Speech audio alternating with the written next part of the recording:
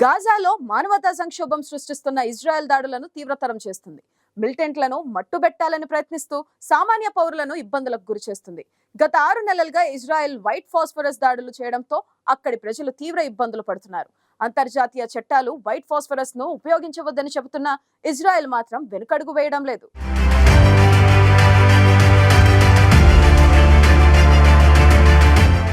గతేడాది October 7న Israel పై Hamas మిలిటెంట్లు దాడి చేయడంతో అప్పటి నుంచి ఇజ్రాయెల్ గాజాపై యుద్ధాన్ని ప్రకటించింది.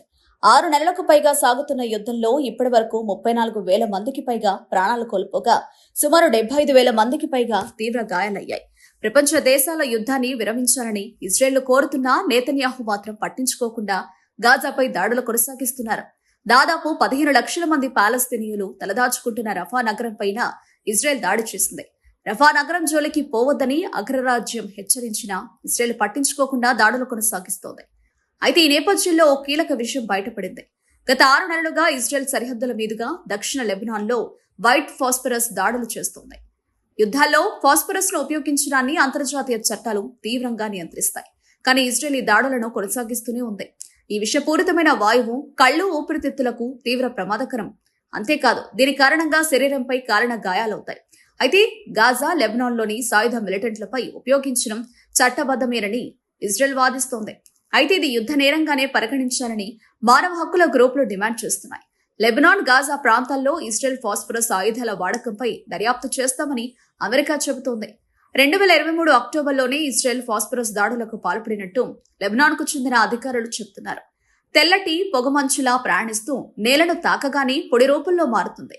ఇది మనుషుల శరీరంపై పడగానే కాలిన గాయాలవుతున్నాయి. గురూజీ రామ్ నారాయణ్ జీ ప్రపంచ ప్రఖ్యాత జ్యోతిష్యులు ఇప్పుడు మన హైదరాబాద్ లో ఎటువంటి సమస్యలకైనా తక్షణ పరిష్కారం చేయబడును. సంప్రదించండి 96651137 9000004357.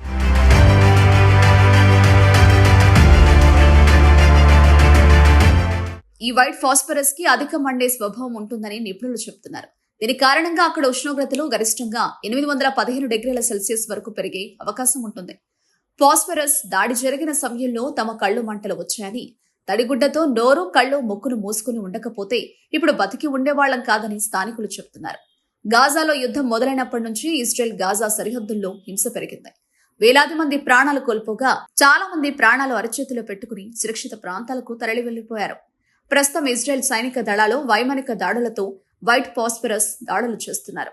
క్షిపణుల షెల్ నుంచి విడుదలయ్యే వైట్ ఫాస్ఫరస్ గాలిలోని ఆక్సిజన్ తో రియాక్ట్ అయి దట్టమైన పొగ మేఘాన్ని ఏర్పరుస్తుంది. ఇది శత్రువుల దృష్టిని మరల్చుతుంది. ఇది నేలపైకి చేరే సమయానికి పౌడర్లా మారిపోతుంది. గత 10 ఏళ్లలో ప్రపంచంలోని ప్రధాన మిలిటరీలు వైట్ ఫాస్ఫరస్ ను ఉపయోగించాయి. రెండో ప్రపంచ యుద్ధం సమయంలో సోవియట్ యూనియన్ విస్తృతంగా దీన్ని ఉపయోగించినట్లు తెలుస్తోంది. 2004లో ఇరాక్ లో, ఆ తర్వాత సిరియాలో, 2017లో ఐసిస్ కు వ్యతిరేకంగా మళ్లీ ఇరాక్ లో వాడినట్లు అమెరికా అంగీకరించింది.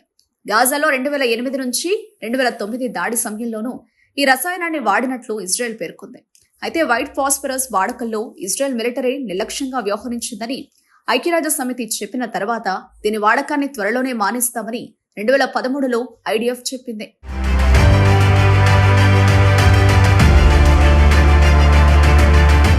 ప్రస్తుతం ఇజ్రాయెల్ పై హిజ్బుల్లా మిలిటెంట్లు క్షిపణులతో దాడులు చేస్తున్నారు.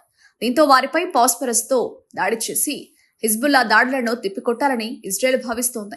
అయితే హిజ్బుల్లా మిలిటెంట్లపై చేస్తున్న ఈ వైట్ ఫాస్ఫరస్ దాడులతో తమకు ఇబ్బందులు తప్పడం లేదని స్థానికులు భయపడుతున్నారు. దీంతో తమ ప్రాంతాల నుంచి హిజ్బుల్లా మిలిటెంట్లు వెళ్లిపోవాలని వారు డిమాండ్ చేస్తున్నారు. అక్టోబర్లో ఇజ్రాయెల్ వైట్ ఫాస్ఫరస్ దాడి చేసిందని తీవ్రంగా ప్రచారం జరిగింది. అయితే తాము దాడి చేయలేదని కప్పిపుచ్చుకునే ప్రయత్నం చేసిన ఇజ్రాయెల్ ఆ తర్వాత యూటర్న్ తీసుకుంది. అంతర్జాతీయ చట్టాలకు లోబడి అక్కడ దాడి చేసినట్లు అంగీకరించింది. లెబనాన్ సరిహద్దుల్లో మొత్తం 4 గ్రామాల్లో 6 నెలల్లో వైట్ ఫాస్ఫరస్ తో ఇజ్రాయెల్ దాడులు చేసినట్లు తేలింది. వైట్ ఫాస్ఫరస్ దాడులతో పౌరులు గాయాల పాలవ్వకుండా చూడడం 2 దేశాల బాధ్యత అని మానవ హక్కుల సంఘాలు కోరుతున్నాయి. ముఖ్యంగా ఫాస్ఫరస్ దాడులు జరిగే సమయంలో పౌరులు గాయపడకుండా జాగ్రత్త వహించాలన్నారు. అయితే ఇజ్రాయెల్ ఐహెచ్ఎల్ ను ఉల్లంఘించిందో లేదో చెప్పడం కష్టమని నిపుణులు చెబుతున్నారు.